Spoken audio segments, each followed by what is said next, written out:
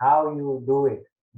I used to do animation, but I always like think that how you guys do so much detailed work.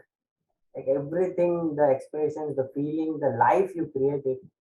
Like I tried, but I'm not able to do that in that fashion or in that. So I want to know the process as well, like how you start it or how you actually think. What do you think before starting even animation? Like if you get some file or so now is what happening now. I have the industry knowledge. Still, I don't know how to do that. What you are doing at that level, but the beginners don't have the idea only.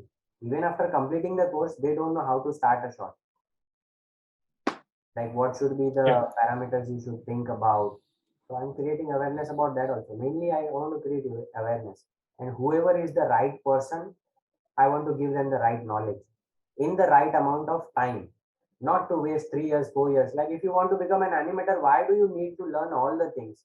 Modeling, texturing, that is not at all required, but they don't know currently that that is not required. Maybe if we can share our example, or maybe there will be a lot of people I would like experience this sharing, they share their knowledge, so then they would come to know that okay, this is not the industry like we are thinking about. Like we don't have to learn like basically all the things. We should know about the process, but it is not necessary to learn everything.